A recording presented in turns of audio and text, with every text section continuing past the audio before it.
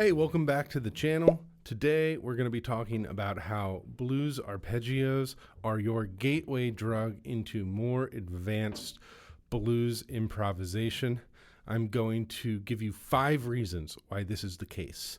And the 5th one, if you stick around for it, is a neat trick that we're going to be able to apply immediately to give you a cool jazzy approach to your blues that you should be able to implement in no time at all.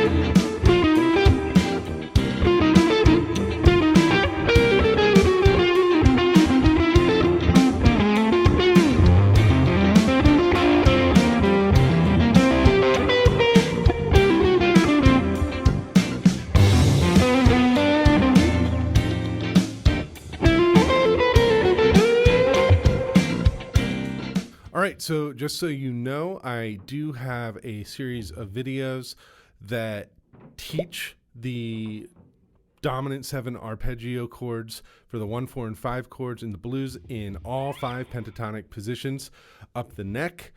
So those are linked below, and I'll talk a little bit more about it at the end of the video. But for now, let's go ahead and jump into the 5 reasons why these arpeggios are your gateway to more advanced blues playing. Number 1, it is a more simple way of thinking about combining the minor and major pentatonic scales. Look, this is one of the first things that you get told when you're looking for escape hatches from your minor pentatonics. It's, well, incorporate the major pentatonics. And all of a sudden you're sitting there and you're trying to learn your scale shapes. And in the event that you have those down, you're trying to think about what scale to play when, what notes are inside the scale, etc. Just learning the 1, 4, 5 chord is going to simplify this for you. Let me explain. What are the notes that we have if we combine an A major and an A minor pentatonic scale? We're working A for the purposes of this video. We're going to have an A, which is the root. We're going to have a B, which is the second, and that comes from the major pentatonic. We're going to have a C, which is the flat third, comes from the minor pentatonic. We're going to have a C sharp, which is the major third, comes from the major pentatonic. We're going to have a D, which is the 4th and comes from the minor pentatonic. We're going to have an E, which is the 5th and comes from both the minor and major pentatonics. We're going to have an F sharp, which is the major 6th. That's coming from the major pentatonic. And we're going to have a G, which is the flat 7, and that's coming from the minor pentatonic. 8 tones in all. Well, guess what? That's exactly what you get if you just learn the notes in the chords of the blues, the 1, 4, and 5, in the key of an A7, a D7, and an E7. The A is obviously the tonic. The B is the 5th of the E7, so that's there. The C is the 7th of the D7, so that's there. The C sharp is the 3rd of the A7. The D is the root of the 4 chord. The E is the root of the 5 chord as well as the 5th of the 1 chord. The F sharp is the 3rd of the 4 chord. The G is the 7th of the 1 chord. And the G sharp, you get an extra note when you think of things in terms of the chords, is the 3rd of the 5 chord. But you don't need to think in terms of a major pentatonic and A minor pentatonic. You can just think in terms of 1 chord chord tones, 4 chord tones, and 5 chord tones, and you'll be accessing the sounds of that mixed major and minor pentatonic scale, with the added bonus of playing the right tones at the right time in the chord progression. Right? It's a lot easier to think I want to hit this F sharp over the D because it's the 3rd, and you'll have the shape under your hands, than to think I want to make sure that I hit the 6th scale degree from the major pentatonic over the 4 chord. It's just a lot more intuitive, in my opinion. All right, the second reason that this is the gateway drug to more advanced blues playing is that simply by really focusing on bringing out the dominant 7 sound and hitting the chord tones, you're going to be getting started with a diminished sound. And I know that the diminished sound is sort of the golden goose for a lot of people who are trying to get a little bit of outside sound in their playing. Well, here's the thing about the diminished sound is it exists inside a dominant 7 arpeggio. So let me demonstrate. Let's play just an A7. We have A, we have C sharp, we have E, and we have a G. That's our A7.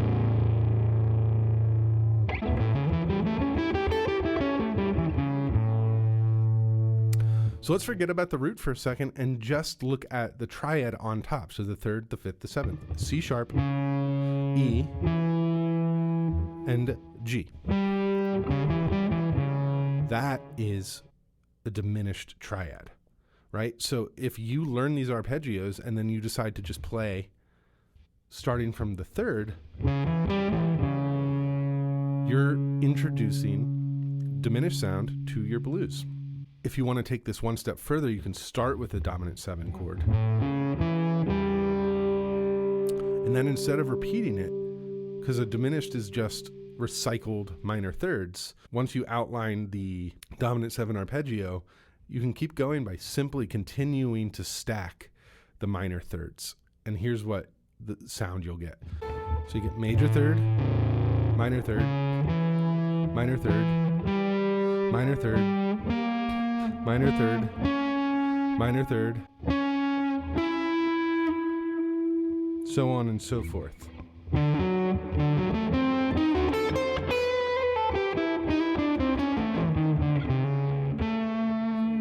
The third reason why dominant 7 arpeggios will help make your playing sound more advanced is because they lend themselves to triplet rhythms. Let's take this arpeggio shape.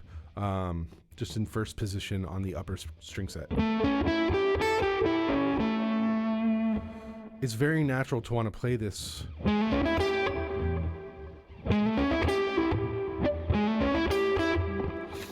and that is more akin to something a horn player is going to play naturally than a guitar player. You know, as guitar players, we get roped into these note per string kind of ideas. And these arpeggios are a nice reprieve from that, and leaning on them is going to help break free from some rhythmic habits simply by injecting some musical ideas that lend themselves to triplet feel. It's not even something that you're going to have to think about very hard. It's just going to happen because of the way that they tend to lay under the fingers.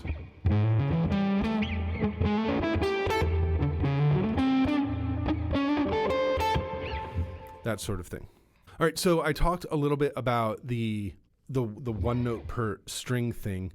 So that's sort of the other piece, number 4 of why this helps you be more advanced in your blues phrasing is because you start moving across the string sets more quickly and in ways that distinguish themselves from some of what our habits are from scalular playing, like pentatonic, you know.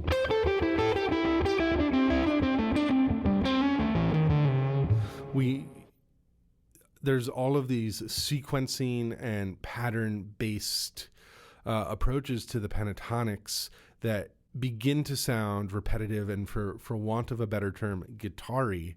And the introduction of moving in different intervals through the scales, right? By definition, you're skipping notes when you're playing an arpeggio.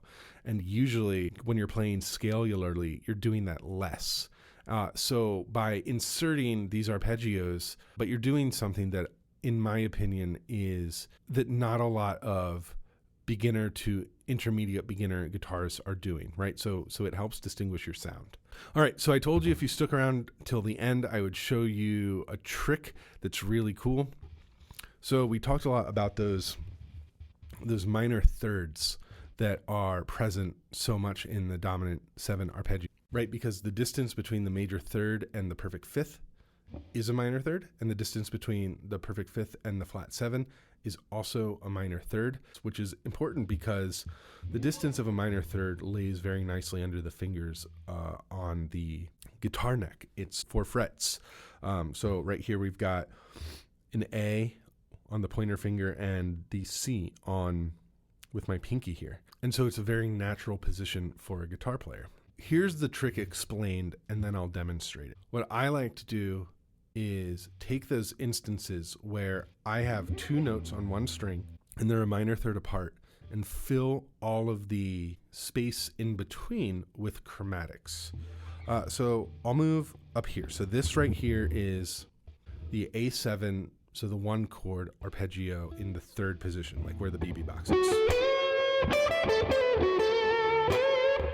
All right, you would play it like this.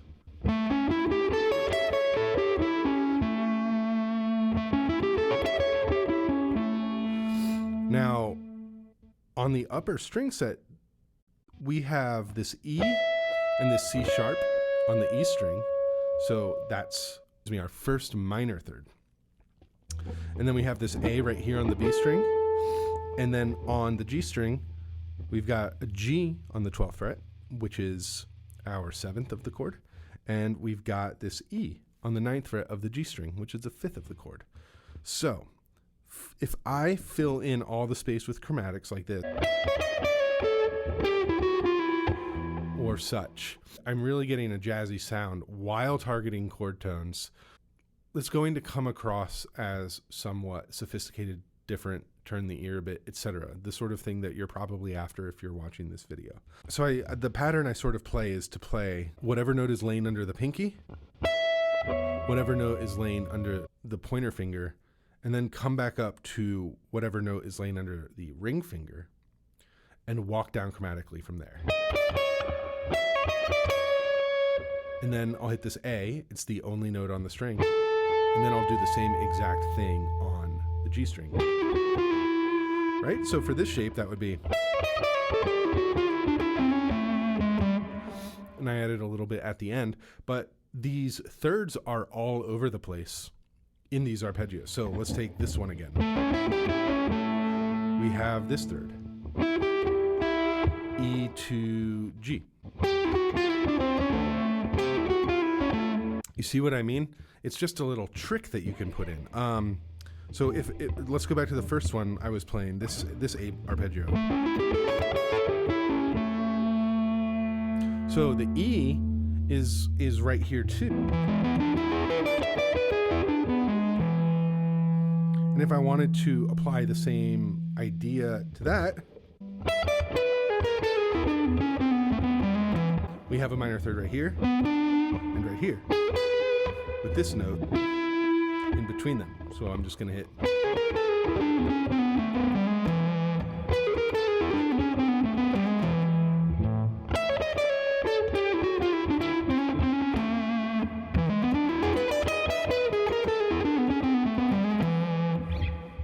So on and so forth. That is an exploitable trick everywhere, but it's up to you to learn the dominant 7 arpeggios all over the neck, and I can help you do that. I've got 5 videos, 1 for each position. We cover 3 chords in each video, 2 octaves per chord. I'm telling you, 10 minutes a day in each position, and you're going to have this fretboard on lockdown, depending on your personal learning speed and stuff like that, in only a matter of months. All right, I hope this was helpful for you. Please do like the video. Please do give the channel a subscription so that you can be alerted whenever I come out with more instructional material about the guitar, and specifically it tends to be about blues guitar. I also love hearing from you guys in the comments, so if you've got something to say, please don't hesitate. I tend to be pretty responsive there, so I enjoy chatting with you guys, and hopefully I'll see you there. Until next time, happy practicing, happy blues playing. Let's get after it.